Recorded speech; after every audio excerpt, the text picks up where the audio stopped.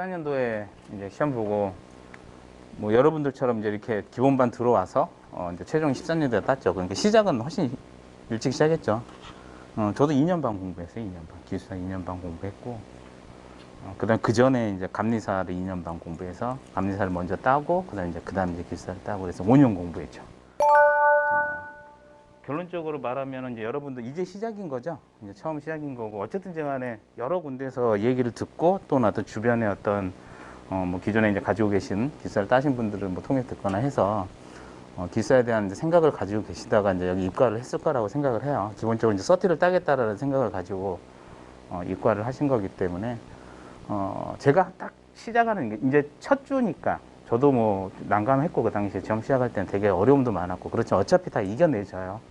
여러분들이 지금 부딪히는 그 어려움들은 똑같이 다른 사람들도 합격자들도 다 했던 과정들이에요. 안 써져요. 뭔 범위가 이렇게 넓어요. 이해가 안 돼요. 이거 다 암기해야 되나요? 요 과정 다 똑같이 거쳐요. 쓰기가 안 돼요. 공부가 안 된 것 같아요. 이제 왔다 갔다 또 하세요. 어느 순간. 그러다 보면 어차피 근데 목적지는 다들 한다. 단 한 가지 명심해야 될 것은 이왕 시작했으니까 끝을 봐야 되잖아요. 그래서 여러분들이 공부를 하실 때 끝을 갖겠다라는 생각이 기본적으로 있으셔야 돼요. 중간에도 중도 포기가 많이 발생을 하기 때문에 그래요. 그렇죠. 제가 같이 공부했던 그 기본반의 스터디에서 합격률은 100%였어요. 거기 공부하셨던 분은 열 몇 명 했는데, 왜요? 끝까지 혼자 남은 사람 나밖에 없었거든요. 합격할 때까지. 중간에 다 포기하신 거예요, 그냥. 100%죠. 한 명이 끝까지 가서 한 명이 합격했으면 끝난 거잖아, 100%. 여러분들이 네 분이 만약에 여기서 지금 뭐 6분 뭐 이렇게 들어와서 한 반이 됐잖아요. 이분들이 끝까지 가서 결론적으로 합격할 때까지 계속 하면 되는 거예요, 공부를. 근데 중간에 포기한다? 근데 기술사반 들어오고 나서 중간에 포기하면 아쉬움이 되게 많이 남아요. 그렇기 때문에 이제 가장 먼저 여러분들한테 드릴 건 포기하지 말아라. 어렵다. 쉽지 않다. 왜? 논술 시험이기 때문에 쉽지 않기 때문에 그래요. 근데 거꾸로 보면 저는 이제 그 감리사 시험도 보고 기술사 시험도 봤어요. 감리사 시험은 사지선다형이에요. 답을 찾는 문제고, 기술사 시험은 쓰는 문제예요. 그렇다라 그러면 거꾸로 보면은 감리사 같은 경우는 정답을 알기 위한 암기가 더 강해요, 성향이. 문구 A를 B로 바꿔놓고 하면 틀린 지문이 되는 거잖아요. 진짜 우리 고등학교 때 시험 보듯이. 기술사는 절대 그러잖아요. A를 B로라고 썼는데도 자기 논리가 맞게 들어가면은 정답이 될 수도 있는 게 논술 시험의 특징이라고 생각하죠. 그래서 너무 막 팩트, 진실 이런 데다가 오리엔트 해버리면은 내가 그런 걸 몰라서 답을 못 써? 내가 답안 작성이 안 돼? 이래버리면은 진도가 안 나가죠. 과감하게 몰라도 내가 이해했던 기반으로 이건 이걸 거야 라고 쓸 수 있는 능력을 키워내는 게 기술사 시험이다. 아마 이제 오전에 저희 멘토 기사님 오셔가지고 많은 얘기를 해주셨을 텐데 그런 얘기도 하셨을 거예요. 논술은 자기의 생각이고 자기의 주장이에요. 단 그 주장이 팩트를 기반으로 움직이는 게 가장 정확한 거기 때문에 저희가 공부를 하는 거예요. 근데 그 생각 자체가 A라고 했던 게 A-라고 내가 생각을 하고 그걸 가지고 논술을 팩트를 가지고 썼다? A-로 전개를 했다? 그게 틀린 거냐? 아무도 말 못하는 거죠. 그렇기 때문에 여러분들이 쓰실 때, 나중에 답안지를 쓰실 때 자신 있게 쓰세요. 예전에 우스갯소리를 그렇게 쓴 거 있어요. 우리 파밍 알죠? 보안의 파밍 기법 있잖아요. 나오는 것들. 그거 쓰면 농장 관리로 2페이지만 쓰신 분도 있어요. 뭐 자신 있게 쓰는 거죠. 우리가 그게 누가 점수 안 나왔겠죠. 근데 그 쓰는 거 자체가 얼마나 멋있어요. 그런 자신감을 가지고 쓸 수 있다는 게. 그분은 지식만 나중에 체인지하면은 답안지를 쓸 수 있다는 거예요. 이게 왜냐면 결국은 필기시험이 끝나고 이제 합격을 다 하실 거예요. 하시고 나면 가장 좋은 게 뭐냐면 안 쓰는 거가 제일 좋아요. 행복해요, 그게. 나 이게 답안지 14페이지가 안 채워도 돼. 이것 때문에 행복한 거예요. 딴 거 다 필요 없어요. 그게 행복한 거야. 기술사 필기를 합격하면. 이제 여러분들이 끝내겠다고 마음먹었을 때 필기 합격자 명단을 딱 받으면 딱 한마디. 이제 볼펜으로 안 써도 되는구나. 그냥 안도의 한숨이 쉬어지는 거죠. 그만큼 이제 쓰는 게 스트레스가 다가오기 때문에. 그런데 그거 받는 거 당연해요. 저는 1교시 용어형 문제 1.2페이지 쓰라고 막 얘기하잖아요. 그거 똑같은 토픽으로 가지고 똑같은 문제를 가지고 10번을 쓰면 외워지나 싶어서 10번 썼어요. 그럼 그 한 번 쓰는데 10분에 못 써요. 처음에는. 15분 막 이렇게 20분 걸려요. 그러면 10번 썼다고 그래서 그게 암기가 되냐? 그건 결론은 아니다라는 거예요. 실험도 해봤지만. 물론 그렇게 쓰다 보면 그 문제가 딱 나왔을 때는 당분간 기억이 되죠. 근데 지나가면 어차피 똑같이 잊어먹는 거예요. 그래서 여러분들이 답안을 쓰실 때 어떤 그런 두려움을 좀 가지고 버리고 답안을 좀 전개를 하고, 답안에도 그러다 보니 여러분들 이렇게 전개하는 규칙들이 있을 거다. 그래서 그 전개하는 규칙들을 가지고 계속 익숙하는 표를 쳐라. 이유가 다 있어요. 표를 쳐야지만 쓸 수가 있기 때문에 그래요. 그 공간을 어떻게 채워요? 표 안 채우면 절대 못 채워요. 표를 채워야 글자를 덜 써요. 그냥 딱 얘기할게요. 글자 덜 쓰려고 하는 거예요. 표를 치면. 답안지는 근데 표를 쳐놓으면 어떻게 일이 발생하죠? 채점하는 사람은 가독성이 생기기 시작해요. 그냥 쫙 여러분들이 그 똑같은 내용 표 안 치고 막 쓰다 보면 뭔 내용인지 하나도 몰라요. 읽는 사람도 모르고. 근데 표를 딱 치면 여러분들 사고가 딱 체계화되는 거죠. 그 순간, 쓰는 순간. 그래서 그 체계화된 걸 써놓으면 채점 매기시는 분도 그 체계화된 걸 읽으면서 채점을 하시는 거예요. 이렇게 체계화 만들어서 썼구나. 그래서 몇 교시에 표를 쳐라, 뭘 쳐라. 계속 끊임없이 표 치라는 얘기예요. 표도 어떻게 쳐라? 3단 표를 쳐라. 그죠? 1교시 문제에서 표 칠 때 어떻게 쳐요? 4단을 치되 2칸을 갖다 쳐라. 그죠? 그러면은요, 2교시형에 서술형 2페이지만 써야 되는데 2칸 쳐갖고는 게임이 안 돼요. 페이지를 절대 못 읽어요. 4칸씩 쳐라. 못 쓰는데요? 일단 쳐라. 공간을 만들어 놓으면 무엇인지 쓸 수 있다. 이런 마음을 가지고 쓰는 거예요. 답안지. 그래서 답안에 대한 두려움을 버려라. 토픽 너무 많아요. 지금 이제 데이터베이스 오늘 시작하는데 도메인 볼게요. 제일 중요한 게 경영부터 이제 시작. 원래 근데 일반적으로 보면 데이터베이스 먼저 강의를 잘 하진 않아요. 그렇지만 어차피 나중에 다 융합되는 거, 컨버전스 일어나는 거니까 일반적 순서로 보면 경영, 소공, DB, 그쵸? 그 다음에 네트워크, 그 다음에 하드웨어 쪽에 대한 컴퓨터, 그 다음 보안, 그렇죠? 뭐 이런 것들이죠. 거기다 DC. 이 신기술 요게 이제 골 때리는 거죠. 이렇게 해갖고 도메인이 나눠져 있어요. 얼마나 넓어요? 여러분들이 여태까지 봤던 IT에 관련된 모든 것들이 다 시험 범위가 돼버린 거예요. 그러면 거꾸로 한번 생각해 보세요. 이 많은 거를 완벽하게 다 공부를 해서 한다? 불가능해요. 그렇기 때문에 기술사 공부는 깊은 공부가 아니라는 거예요. 너무 뎁스 있게 확 내려갈 필요는 없어요. 그거는 그렇게 뎁스 있게 내려가려면 나중에 가서 그러니까 석사학위, 박사학위를 받으셔야 돼요. 그 분야로. 그래서 기술사를 먼저 젊으신 분들은 특히 기술사를 공부를 쭉 하다가 자기 분야가 꽂히는 게 있으면 박사까지 가시는 분들이 많이 생기는 거예요. 자기가 하시는 일에다가 더해서 박사까지 가는. 그래서 기술사 따고 나서 대학원 많이 가죠. 석박사 통합과정 통해서 저희도 같이 합격했던 저희 분들 중에도 많이 갔어요. 좀 나이가 젊으신 분들은 충분히 ROI를 뽑을 수 있기 때문에 그렇게 이제 접근하시는 거죠. 저처럼 좀 늦게 따신 분들은 ROI가 안 나오기 때문에 안 하죠. 그냥 열심히 일하시면 돼요. 그거 가지고. 젊은 분들은 나중에 결론은 기술사는 굉장히 넓은 데를 공부하고 이 넓은 거에서 나중에 이 영역이 내가 하고 있기도 하고 앞으로 비전이 좋은 IT 영역이다 그러면 석박사 과정을 가는 거예요. 굉장히 좋은 과정이에요. 이렇게 넘어가서 기술사 가지고 석박사, 박사까지 가지고 있으면 최고의 과정을 가는 거예요. 나중에 이런 것도 한번 욕심을 한번 내보시라고 공부할 때. 그래서 데이터베이스 온 기술사 공부는 범위가 다 넓은 거다. 엄청 넓기 때문에 완전히 깊게 공부하시는 데는 한계가 있다. 너무 그거에 스트레스 받지 말아라는 거예요. 공부하면서. 근데 공부하는 방법. 여러분들이 이제 공부를 쭉 할 때 막 공부를 해요. 뭐 토픽도 하고 처음에는 안 되니 이제 공부도 하고 암기도 하고 막 하고 나가다 그러는데 실제 공부하신다 이게 시간이고 이게 수준이에요. 공부에 대한 수준이고 이게 이제 시간을 쏟아요. 그러면은 이렇게 공부가 상승할까요? 나 공부대 시간 때려 박는 만큼 나의 능력, 실력도 이렇게 올라간다? 절대 그렇게 되지 않습니다. 여러분들은 이렇게 갈 거예요. 이렇게 가요. 그러다 이렇게 올라갈 거예요. 이렇게 올라갈 거예요. 그래서 여기 합격이 되는 거예요. 저희는 60점을 맞으면 합격이잖아요. 근데 이 과정이 너무 힘들어요. 저도 공부를 해봤는데 정말 열심히 공부하셔서 8개월 만에 합격하신 분들 그냥 박수 쳐줘도 괜찮아요. 진짜 능력자들이에요. 이 시험을 8개월 만에 합격한다? 굉장히 어려운데 굉장히 몰빵을 친 거죠. 누가 말했듯이 뭐 10,000시간의 법칙을 통하면 뭐 어느 정도 한다 공부 시간인데 우리도 1000시간의 법칙이라고 얘기해요. 기술사 공부도. 1000시간을 순수하게 공부로 때려 박아야 된다라고 얘기를 하는 거예요. 근데 쉽지 않아요. 이 과정이. 그렇지만 이 과정을 계속 극복해 나가요. 여기서 다들 그만두세요. 이게 이제 스터디 과정 가고 기본 과정 해요. 뭐 배우고 하고 뭐 쓰기도 하지만 스트레스 많이 받지 않아요. 근데 스터디 가면 이제 스트레스 엄청 받기 시작해요. 왜요? 200분을 아침부터 쓰기 시작하거든요. 200분을 무조건 쓰기를 시작하고 그걸 가지고 멘토 기술사가 답안 멘토링을 해요. 그 사이에 공부도 계속 해야 돼요. 왜냐면 학습량이 기본적으로 아직까지는 안 돼 있는 거니까 공부를 계속 해요. 그러다 보니 여기 가면 이제 쓰기도 안 되죠. 학습도 안 돼 있는 것 같죠. 다시 기본반으로 오시려고 하는 분이 생겨요. 내가 기본 공부가 아직 덜 됐나? 그런데 그러지 마세요. 나중에 공부할 때 혹시 그런 생각이 들더라도 일단 밀고 가는 거예요. 다만 포기하지 말고 밀고 가고, 이거 쓰는 거 계속 멘토링 받고 스트레스 받지만 해야 돼요. 이거 안 하면은 여러분들 시험을 볼 때 이걸 가지고 시험 보기 때문에. 그렇지만 이 과정을 계속 하다 보면 어느 순간 익숙해져요. 그리고 공부는 어쩔 수 없어요. 계속 때려 박으면서 그냥 안 되는 거 있으면 또 하고 또 하고 하는 거예요. 그러다 보면 어느 순간 막 하다가 갑자기 툭 튀어요. 그리고 툭 튀면 합격하시는 거예요, 여러분들은 그냥. 근데 이 과정이 힘들다라고 해서 여러분들이 갈 때 나중에 조금 안 된다 이런 생각 버리지 마시라. 저도 이랬다. 끊임없이 후회하고 못 넣으면 수업만 듣고 나가면서 다 잊어버린 것 같고, 시험 딱 보면은 쓸 수 없어갖고 앉아가지고 이거 어떻게 쓰나 항상 고민했어요. 그리고 나서 쓰기 여러분들이 이제 고민해요. 와, 이거 4교시를 시험 보는데 100분씩 해가지고 12페이지를 쓰래요.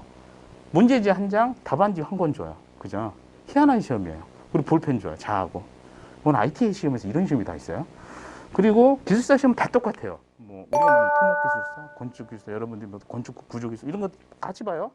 이렇게 뭐 IT 쪽에 정보관리기술사, 컴퓨터 시스템 응용기술사 따로따로 이렇게 보는 게 아니고, 시험장에 딱 기술사라고 딱 들어가면 거기 건축 보시는 분, 환경 보시는 분, 관리 보시는 분, 뭐 컴퓨터 이렇게 섞여 있어요 다. 그러면 그 중에서 가장 편지를 많이 하는 데가 어딜까요? 우리 기술사, 정보처리 기술사. 딴 데는 계산기 누르고 있어요. 건축기술사, 공무기술사, 구조 하려면 계산해야 되잖아요. 공학기술 계산기 계산해갖고 답안지 많이 안 써요. 우리는 12페이지 빡빡하게 쓰고 있어요. IT 하는 사람들이 볼펜을 더 많이 써요. 옆에서 처음 감독관이 딱 들으면 이렇게 쳐다봐. 쟤네들 뭐지? 왜냐면 오른쪽에 볼펜, 왼쪽에 자 들고 있어요. 딱 시작하면 막 써요. 근데 깜짝깜짝 놀라죠. 딱 답안지 넘기는 소리가 동시에 딱 1교시 딱 착 넘어가면 동시에 다 넘어가요. 그 답안지 시험장에 착 넘어가면 다 관리기술사들이에요. 그거 쓰고 있는 거예요. 그래야지 100분에 12페이지, 13페이지 쓸 수 있기 때문에. 이게 시대에 맞는 시험인가라는 생각은 들어요. 그렇죠. IT 하는 사람들 특히 글씨 못 써요. 누가 글씨 써요? 다 악필이지. 저는 IT 하시는 분 중에 글씨 잘 쓰는 분 못 봤어요. 다 악필이에요, 악필. 기본적으로. 왜요? 그럼 워드 치면 되는데 왜 내가 이거를 써요, 직접? 쓸 일이 거의 없잖아요. 그래서 그런 과정들을 답안지에 대한 어떤 그런 스트레스를 엄청 받아요. 근데 나중에 막 하다 보면은 모의고사를 딱 봐요. 이 순간도 있어요. 모의고사를 딱 어느 순간 보면은 희한하게 이 400분을 가지고 12페이지 이상씩 다 쓰는 때가 와요. 와요. 정확하게 와요. 야, 어떻게, 저 많이 써봐야 100분 줘봐야 6페이지 아니에요. 400분 와요. 이 연습을 끊임없이 하다 보면 어느 순간 와요. 어느 모의고사를 딱 봤는데 내가 1교시부터 4교시까지 용어형 1교시, 서술형 4교시, 3교시를 다 봤는데 12페이지 이상씩 해서 정확한 시간 내 내용이 어쨌든지 상관없이. 내용은 그때 당시 내용 가지고 야 이거 내가 합격할 수준이야 이거 아니어도 쓰는 거에 있어서 400분 한 번은 딱 쓰는 순간이 생겨요. 희한한 건 그 순간이 넘어가면 그 다음 시험부터 무조건 써요. 희한해. 사람이라는 게 이게 생기는 거예요. 요령이 생기기 시작하는 거예요. 이 과정에서 야 이거 답안지 400분 못 썼다고 이 과정을 얼마나 스트레스를 받고 얼마나 압박을 받으면서 했는데 어느 한순간 딱 뚫리면은 바로 튀어오르는 거예요. 그리고 그 다음부터는 쓰는 거는 아무리 공부를 안 해도 사기를 쳐서라도 다 써요. 요령이 생기기 시작하는 거죠. 그 다음부터는. 그리고 나면 여러분들 여기다가 컨텐츠를 채우는 거예요. 이제부터는. 그럼 그냥 합격인 거예요. 그 과정을 이 과정을 통해서 공부 쓰기 끊임없이 반복을 하고 있는 거예요. 그 과정에 아까 말했듯이 쓰기에 대한 템플릿을 멘토 기술사님들이 이제 알려주는 거예요. 그것대로 따라가는 거예요. 의심하지 마시고 일단은 방법이 없어요. 100분에 그 많은 내용을 쓰려고 그러는데 많은 것들을 표출하고 써야 되는데 이게 이 템플릿을 지키지 않으면 쓸 자신이 없다는 거예요. 처음부터. 지키다가 나중에 어느 정도 익숙해지고 내가 되면 나름대로 템플릿을 교체를 하는 거예요. 근데 여러 답안지들 볼 거예요. 합격자 답안지 막 보면서 야 저렇게 전개를 하는 것도 나쁘지 않겠다. 이제부터 익숙하는 거예요. 기본 템플릿에서. 아시겠죠? 그래서 이 과정이 끊임없이 되는 거다라고 생각하시고 포기하지 마세요. 이 과정에서 거의 다 그만두세요. 특히 파워스터디 가고 나서 해봤는데 본시험 가서 시험 봤는데 다 못 썼다. 그러면 이제 좌절돼서 이제 고민하죠. 공부가 덜 됐나? 쓰기가 덜 됐나? 근데 그런 고민하지 마시고 된다. 그리고 밀고 가면은 어느 순간 이 순간을 맞이할 거고 그리고 여기서 한번 넘어가면은 합격을 하는 거다. 본시험에서 나중에 55점 맞으시면은 일단 이 고비는 넘었다는 거예요. 400번 쓰는 거는. 그 다음 55점부터 60점 사이는 본인의 이제 공부 방법, 쓰기의 전개에 대한 거를 시험 합격 형태에 맞춰서 계속 밸런싱 해가면서 이제 올라간다. 이렇게 생각하시면 돼요. 그래서 그런 과정들. 저도 시험, 제가 2년 반 공부했잖아요. 저 처음 시험 봤을 때 30몇 점 다 못 썼어요. 뭐 20몇 개 이렇게 시작한 거예요. 처음 시험부터 이제 본 시험 들어갔을 때. 그리고 59.2로 두 번 떨어졌어요. 59점 떨어지는 건 흔해요. 아깝다 이게 아니에요. 그냥 거기 우두둑 박제해요. 뭐 사람들 보면은. 그리고 그 다음에가 이제 62점 이렇게 합격한 거예요. 최종적으로. 그래서 59점을 두 번 한 거예요. 저희가 720점을 맞아야 되잖아요. 3명이 채점을 하니까. 그래서 어쨌든지 간에 저희가 55점을 넘고 이 과정을 가면은 여러분들 실력을 그때부터 믿어라. 공부의 양을 늘리고 쓰기를 조정하면은 55점부터 60점 사이는 어느 순간 나한테 맞는 시험이 오면 합격을 한다. 이렇게 생각하시면 돼요. 이제 도메인을 볼게요. 얘기를 했을 거예요. 어느 도메인을 버려도 될까요? 그럴 수 있어요. 이 시험의 특징이 되게 재밌어요. 1교시 13문제 주고 10개를 고르래요. 그럼 3개를 버릴 수가 있어요, 우리가. 시험에서 내가 초이스를 할 수 있는 권한이 생기는 거예요. 그렇죠? 그러면은 내가 공부를 많이 안 하고 애초부터 약한 거는 버리는 영역에 해당되는 거예요. 3개 버리고 10개만 풀면 되니까요. 그리고 서술형도 6문제를 주고 2개를 버리라고 그래요. 4개만 쓰라 그러는 거예요. 25점짜리 4개만 쓰라 그러니까. 그러니까 이게 버릴 수 있는 시험이라는 거죠. 그렇다라 그러면 전략적으로 내가 잘 안 되는 분야는 공부량을 조금 줄일 수도 있다. 근데 거꾸로 뒤집어 보면 여러분들이 나중에 봤을 때 시험 보면 알겠지만 버리는 문제는 거의 정해져 있어요. 애초부터 손을 못 대는 문제들이 나올 가능성이 커요. 그러면 나머지는 어때요? 이렇게는 풀어야 돼요. 그러니까 시험 볼 때 13개가 나오면은요, 풀 10개를 고르는 게 아니에요, 여러분들은. 1교시 딱 가서 13문제가 나왔어요. 1번부터 내가 13개를 보는데 1번, 2번 풀고 4번 풀고 이거 아니에요. 안 푸는 문제 3개를 지우는 거예요. 야, 이건 절대 안 돼. 이건 사기도 못 쳐. 처음 들어보는 용어야. 3개 딱 긋고 나머지 10개예요. 어때요? 잘하는 것도 있고 희미하게 하는 것도 모르고 있어요. 대충 어디 영역에만 나오는지 알겠어요. 어때요? 다 써야 되는 거예요. 그런 식으로 시험이 전개되는 게 이 기술자 시험이다. 서술형도 6개 중에서 2개 어차피 버려요. 1개는 꼭 버리는 거 나와요. 그럼 희한한 거 나와요. 이거 못 쓰겠구나. 그럼 버리고 나면은 나머지 4개는 내가 좋아하지 않은 영역에 대한 문제가 걸려 있을 수 있다라는 거. 그래서 깊게 공부는 안 하는데도 버리지는 말아라, 도메인을. 그 대신 기본적인 거는 그 영역에서 아주 뎁스 있고 복잡한 건 안 해도 기본적인 것만은 공부를 해두자. 굉장히 뭐 디테일하고 뭐 세부 기술이고 그걸 용어로 쳐서 나오는 영역들에 대한 거는 공부를 조금 소홀히 하더라도 기본적인 공부만은 해두는 게 좋다. 왜냐하면 시험이 결론적으로 보면 이 시험의 특징이 DB를 물어봤다, 소공을 물어봤다 그래서 소공의 지식만고 쓰지 않아요. 소공을 물어보면 경영을 갖다 끌어쓰기도 하고요. 아까 말했듯이 네트워크 쪽을 갖다 끌어쓰기도 하고요. 시스템 쪽을 갖다 끌어쓰기도 하고요. DB 쪽을 가져다 끌어다 써서 전개를 해야 될 때도 있어요. 보면. 그래야지 답안이 더 좋을 수도 있으니까. 그래서 이제 기본 공부에 대한 것들은 기본적으로 다 버리지 말고 하셔라. 이게 이제 가야 돼요. 그래서 포기하지 마시라. 여러분 힘들 거다. 근데 요 과정만 넘어가면 돼요. 요 과정이 8개월을 한 사람은 6개월에 극복한 거고요. 그 다음에 1년 반 만에 합격하신 분은 1년 만에 극복하신 거고, 저처럼 2년 반 하신 분들은 2년에 극복하신 거예요, 그 과정을. 그러면 힘들잖아요, 그 과정이. 안 올라가는 거 미치겠죠. 공부는 하는데 실력은 안 느니까. 그렇지만 포기하지 않으면 어느 순간 점핑 구간이 나오기 시작한다. 그럼 합격하는 거예요, 그냥. 그렇기 때문에 여러분들이 하고 있는 방식이 잘못됐다라는 거 의심하지 마시고 공부를 끊임없이 해라. 이 2가지 포기하지 말고, 그다음에 공부의 방법들은 이런 것들처럼 기본 공부들을 해라라고 제가 말씀을 좀 드리고, 이거는 이제 멘토 기사님들이 담당하는 이제 멘토 기사님이 다 지정이 됐잖아요, 그죠? 기사님 지정되면은 그분하고 그런 얘기를 많이 하시고요. 그다음에 그분이 답안 기본 가이드에 대한 내용들 어떻게 써요? 뭐 1단락은 어떻게 써요? 그렇죠. 2단락은 어떻게 써요? 3단락은 어떻게 써요? 표는 3단으로 치세요. 3단락은 꼭 써야 돼요? 아니면 3단락은 버려도 좋아요? 뭐 가이드가 나와요. 1단락은 정의를 반드시 쓰세요. 처음 연습할 때는. 그렇죠? 정의 쓰라고 반드시 얘기하죠. 1단락 뭐뭐에 대한 쓰고 나면 뭐 정의, 뭐 특징 쓰고, 3단락은요. 우리가 what에 해당되는 거 쓰시면 돼요. 3번째 쓰는 거는. 4번째 쓰는 거는 how에 해당되는 거 쓰시면 돼요. 그래서 여기 기술 같은 거 들어가는 거고, 여기 구성이 들어가는 거예요. 이렇게 쓰면 전개가 어떻게 되면, 이런 개념을 가지고 있는, 이런 특징을 가지고 있는 우리 지식을 구조는 이렇게, 이게 무엇이며 그건 어떻게 구현한다. 그럼 3단락은 어때요? 이에 대한 개선 방향을 써요? 아니면은 기술사 관점이 돼요. 기술사 되실 분들이니까 그 관점의 방향성을 논의해 주세요. 이렇게 3단락이 나오는 거예요. 그 논리 전개가 명확하게 있는 논리예요. 이게 흘러가는 게. 그래서 하면은 이 물어본 토픽에 대한 내용들을 쓴다. 그 다음에 이제 시험 보는데 팁 하나 더 드리자 그러면, 문제를 읽고 기초를 가지고 분석을 하실 때 그 문제가, 특히 서술형 문제 푸실 때 무엇을 물어보는지를 찾는 연습을 먼저 많이 하셔야 돼요. 그냥 물어보지 않고 내가 아는 지식이라고 전개를 해버리면 답안지가 안 맞아요. 시험에서는 뭐에 대한 또 토픽에 대한 설명을 하고 무엇을 특징을 하시고, 특징을 발라야죠. 물어보는 건 특징이잖아요. 구성 요소, 기술 요소를 발라야 돼요. 답안지로. 나머지 것들 다 답안지 채점 요소가 아니라는 거예요. 정확하게 시험지에서 물어보는 내용들을 캐치하는 연습들을 하셔라는 거예요. 기출을.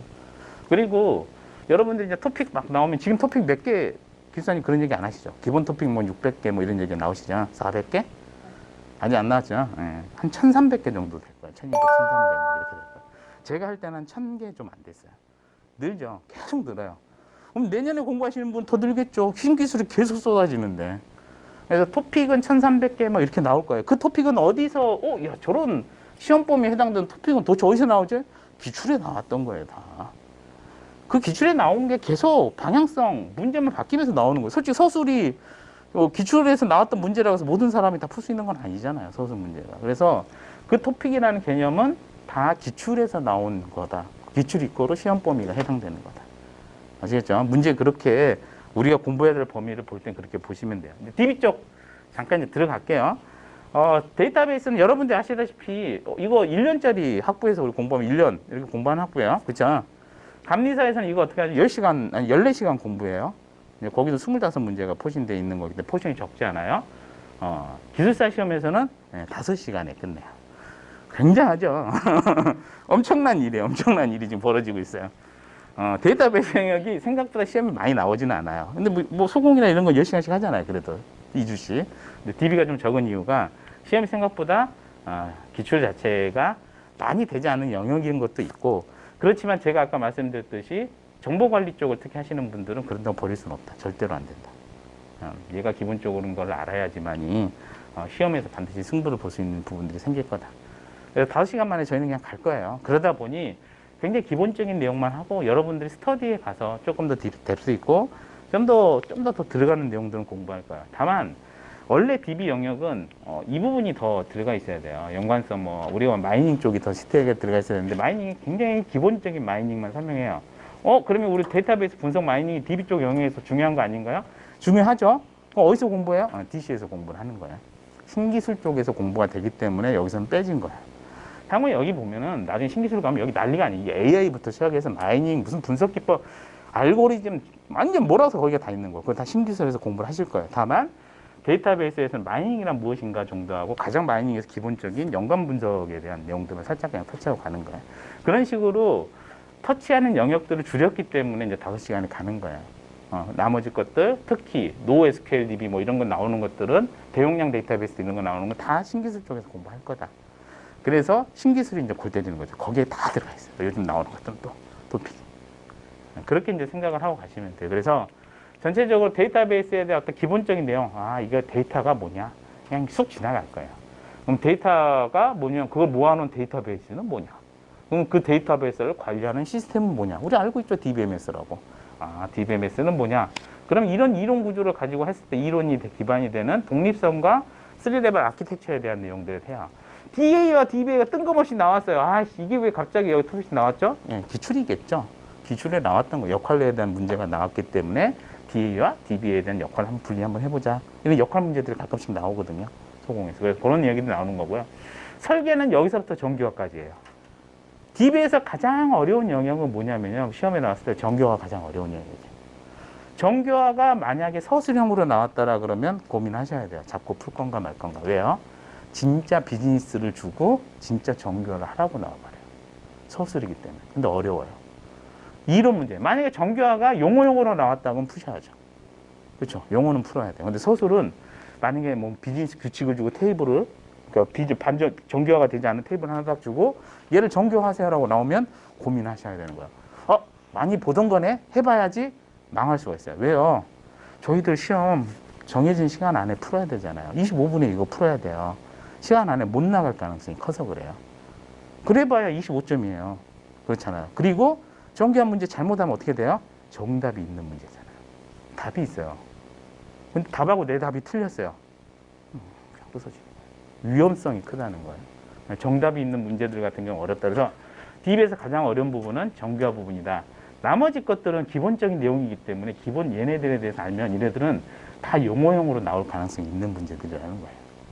아시겠죠? 네, 그런 식으로 해서 전체적으로 데이터베이스, 우리 개념 설계, 논리 모델링, 개념 모델링, 물리 모델링 하는 이런 설계의 단계를 거쳐서 정규화, 우리 논리 모델링에 있어서 정규화. 논리 모델링의 과정이 한 과정이죠, 정규화라는 게. 네, 그런 내용들을 쭉 보실 거고요. 그거에 따라서 품질, 데이터베이스 품질. 얘는 소프트웨어 공학을 먼저 배웠으면 얘는 그냥 심플하게 접근하면 되는데 똑같아요.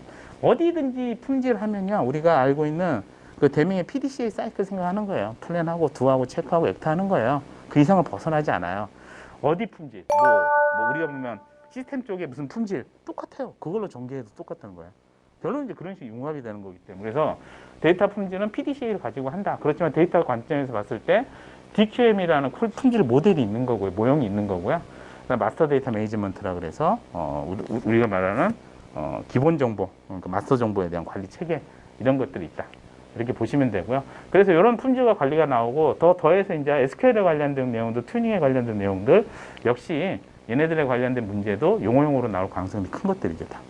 그래서 이런 것들 하고 그 다음에 이제 회복과 동시성 제어는 서술로 나올 가능성이 있어요. 동시성 제어 같은 경우 특히 트랜잭션하고 동시성 제어 이런 거 같은 경우는요. DBMS가 순차적으로 트랜잭션 하나, 수만 개의 트랜잭션이 올라오는 DB가 1번 트랜잭션 처리하고 야 나머지 2만 개, 3만 개 기다리고 있어. 나 이거 끝날 때까지 니네 안 해줘? 이러면은 저희도 성능이 안 나오잖아요. 퍼포먼스가. 그래서 동시 처리를 하기 시작해요. 이 동시 처리를 하게 되면 문제가 이제 발생하는데 그거를 제어하는 방법들. 무슨 문제가 있어서 우리는 무슨 기법을 통해서 제어해서 퍼포먼스를 내게 할 거야가 여기가 다 녹아져 있는 거예요. 역시 이런 것 같은 경우는 소술형으로도 나오죠. 그런데 굉장히 이론적인 내용이기 때문에 공부를 해서 만약에 시험이 나오면 그대로 때려 박으면 되는 문제들이라는 거예요. 생각하지 마시고 박아는 문제다. 그런 것들. 그 다음에 아까 말씀드린 마이닝 굉장히 신기술에서 핫하고요. 요즘 AI 핫하고요. 엄청 배우실 거예요. 그래서 이런 기본적인 내용만 하고요. DB 유형은 말 그대로 분산, 메모리 DB 좀 특화된 DB들에 대해서 특히 로우 기반하고 컬럼 기반이 NoSQL DB 이제 쓰잖아요. 대용량 DB. 그래서 이런 형태들 것들만 잠깐 보고 갈 거예요. 그래서 내용들을 쭉 보시면은 이거 하나 인덱스, 그렇죠. 용어형 문제로 인덱스에 대해서 설명하시오. 이렇게 나오는 거예요. 옵티마이저에 대해서 설명하시오. 이렇게 나오는 문제들이다. 그 중에서 가장 기본적인 것들만 모아서 여러분 설명 장표에 들어갔다. 이렇게 생각하시면 돼요. 여기 이제 최근까지 시험 문제예요. 이제 128회까지 시험 봤죠. 그럼 이제 129회 이제 시험 보실 거고, 129회? 여러분들 129회 시험 보시죠. 네, 129회 시험 보실 거고, 130회? 그럼 129회가 지금 내년 2월인가요? 1월, 2월 사이니까. 항상 2월, 그 다음에 4월, 8월 이렇게 일반적으로 본다 그러면, 그러면 129회가 내년 2월이고, 지금 공부하시면, 빨리 되시면은, 솔직히 129회 되는 거 어려워요. 그거 되신 분들 있어요. 전체 우리 합격자가 저희가 전체 컴시형하고 관리하고 합쳐 저희가 20명 정도 저희 기수가 합격했는데 그중에 1% 정도가 그 정도 해당되는 사람이에요. 1년 반 정도 공부하시는 분들이 합격하신 분들이 율이 가장 높아요. 그 다음에 이제 2년, 그 다음에 이제 2년 반 이상 되고 3년이 되면 또 줄어져요. 장수생으로 변하면 또 이제 합격률이 떨어지거든요. 그래서 왜 합격률이 떨어질까요? 그만큼 오래 안 하고 포기하기 때문에 다들 이제 그만두는 거죠. 그래서 6개월에 이 128 말고 129회 합격하는 거는 되게 힘든 일일 수 있어요. 그렇지만 129회 말고 130회, 131회 내년 8월 이때는 지금 준비하시면 한번 걸어볼 만 하는 거죠. 합격을 한번 노려볼 만한. 그러면 여러분들 1년간 공부한 거잖아요. 그리고 마지노선 딱 봤을 때 그리고 안 하면 그 다음 연도 2월이면 이제 1년 6개월 공부하시는 거잖아요.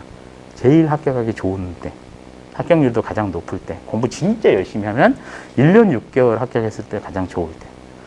혹시 동기 이렇게 공부하시고 이제 같이 이제 스터디 하시면 인원들이 채워지면 그 중에서 6개월 만에 8개월 만에 합격했다고 난 박수 쳐주세요. 얼른 내보내야 돼요. 우리의 경쟁자가 아니에요. 머리 좋은 사람이에요. 그 사람들은 있어봐야 나한테 경쟁만 돼요. 빨리 내가 합격 못할 때 합격을 시켜버려야 돼요. 내가 합격할 때는 그런 사람이 없어야 돼요.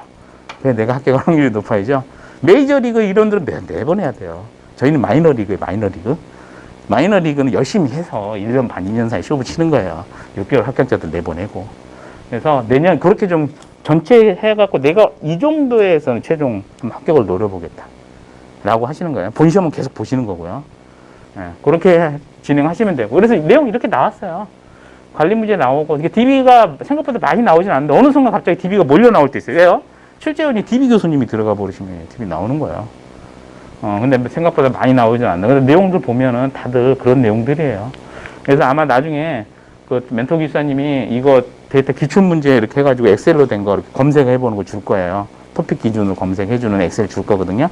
검색해보면 우리가 여태까지 출제됐던 옛날 90몇 대, 80몇 대, 뭐 70몇 대부터 기출되었던 문제들 다 필터링해서 볼 수 있어요. 그 토픽 구주해가지고. 그래서 그런 것들을 가지고 찾아보지만 대충 DB는 기본적인 내용들이 계속 반복적으로 나온다. 그러면 이런 거 나왔을 때 저희가 10점 문제에서 기본적으로 6점은 맞아줘야 되잖아요. 60점이니까 한 문제 10점짜리 6점은 맞아야 돼요. 그러면은 최소한 6점 맞는, 기본에 대한 지식에 대해서 6점 맞을 정도까지는 준비를 해야 된다. 이렇게 말씀을 좀 드리는 거고요. 출제 경향은 전반적으로 뭐 이렇게 한다. 항상 어디든지 나오는 거예요. 다만 학습 방법은 좀 더 암기보다는 기본적으로 좀 이해를 하고 얘가 접근할 수 있는 게 왜 이렇게 들어가고 있는지를 한번 이해를 한번 해보려고 하는 게 DB 쪽은 나중에 더 유리할 수도 있다. DC나 이런 것들은 암기, 네트워크나 이런 건 암기, 시스템이나 암기로 갈 수도 있어요. 보안이나. 그렇지만 DB나 소공, 우리가 가장 기본적이라면 원론적인 학습에 해당되는 것들은 조금 더 이해를 좀 바탕으로 가는 게 나중에 더 도움이 되더라. 혹시 DB 쪽을 안 했다 그래도 내가 특히 개발자 출신이라 그러면 좀 더 이해를 해보려고 노력을 해라 라는 게 기본적인 내용이다. 이렇게 보시면 될 것 같아요.